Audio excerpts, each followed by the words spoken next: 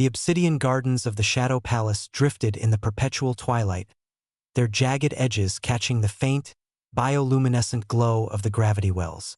Beside Cael Nithis, the human stood as a tethered heartbeat in a world of ghosts. She could feel his warmth, a stark contrast to the soul-chilling frost of her own semi-corporeal form. He belonged to her. The universe simply hadn't accepted it yet, choosing instead to view her prize as a fragile curiosity rather than a cornerstone of her reign. Cael Nithis, Empress of the Nithiri, shifted her weight, her three eyes tracking the ripple of shadow matter as a delegation from the rival Empress approached. They moved with the arrogant fluidity of those who believed they were the apex of the galaxy. She felt the hunger of her own devotion stirring.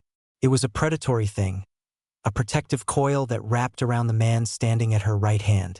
Empress Cael Nithis, the lead diplomat hissed, its shadow form flickering with barely concealed disdain. The creature's gaze slid over Elias Rourke, lingering on the simple fabric of his Terran attire. Your prize cannot even survive your atmosphere. What exactly did you win? Cael Nithis did not answer with words. Instead, she solidified her form, a rare, taxing effort that turned her translucent smoke into a statue of midnight marble. It was an act she performed only for him, a physical manifestation of her presence that Elias could touch. She reached out, her fingers brushing the gravity stone pendant he had carved for her from a piece of his home world.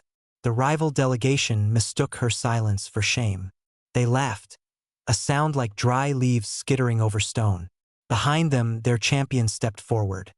He was a nightmare of phase-shifting blades and military discipline, a Nithiri who had spent 30 years perfecting the art of the shadow kill. He was here to challenge the softness of Cael Nithis's court. We have brought a gift of reality, the diplomat continued, gesturing to the champion. A reminder of what true strength looks like, before your little pet withers away in the dark.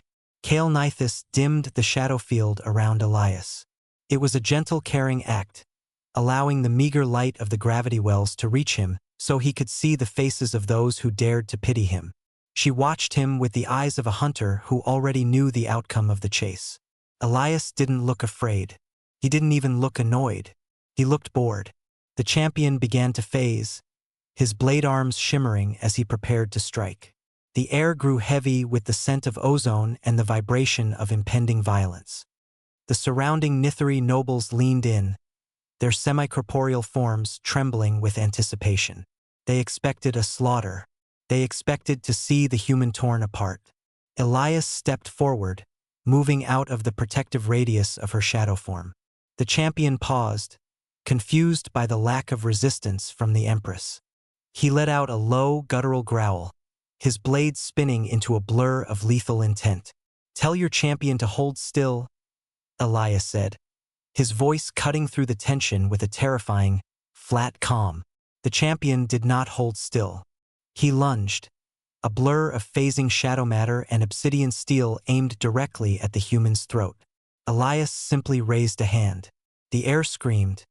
A sudden, invisible weight slammed into the courtyard, the localized gravity well expanding with the force of a collapsing star. The champion's phase shift shattered as his molecular structure was dragged back into a single, agonizing plane of reality. He hit the floor. The sound was not a thud, but a wet, structural crunch. Under the sudden 15G load, the Nithiri's specialized shadow organs failed instantly. His blade arms, designed to slice through starship hull plating, snapped like dry glass under the sheer weight of his own reinforced torso. Gravity at 15G compresses a humanoid body to structural failure in 0.8 seconds.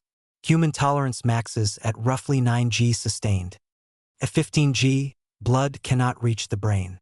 Unconsciousness arrives before pain does. Elias didn't even look at the diplomat.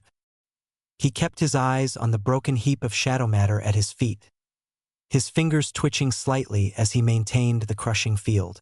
The champion was no longer a warrior. He was a smear of dark essence pressed into the obsidian tiles, unable to even hiss as his lungs were flattened against his spine, crushed him flat with gravity. The silence that followed was absolute. The rival Empress's delegation stood frozen, their semi-corporeal forms flickering wildly in a display of pure, unadulterated terror. They looked at the human they had called a pet, and they saw the predator that had been hiding in plain sight. Galactic felt a surge of triumph so sharp it nearly made her lose her corporeal density. She had always known. She had watched him train in the high-gravity chambers of her warships, seen him move with a grace that ignored the laws of physics. Others had seen a frail biped. She had seen a master of the fundamental forces of the universe. The diplomat's shadow form shrank, turning a dull, fearful gray. We did not realize. The creature stammered, its 3 eyes darting between the Empress and the man who had just erased 30 years of elite combat training in a heartbeat. Elias exhaled, the tension in his shoulders dropping as he released the field. The sudden restoration of the palace's standard gravity felt like a vacuum. He turned back toward Galactic, his expression returning to that same unbothered, quiet focus he always held. The champion trained for 30 years. Elias needed 30 seconds. He walked past the trembling delegation without a second glance, resuming his position at the Empress's side. He reached out, his warm, solid hand finding her cold shadow palm. He squeezed, a silent confirmation of the bond that the rest of the galaxy had finally begun to understand. Galactic looked out at the assembled nobles, her 3 eyes burning with a possessive, predatory light. "Let the record show," she announced, her voice echoing with the weight of an apex authority, "that the alliance between the Shadow Throne and the Sons of Terra is not built on my mercy, but on his choice." She had claimed a human. He had claimed everything else. The universe had misread her softness.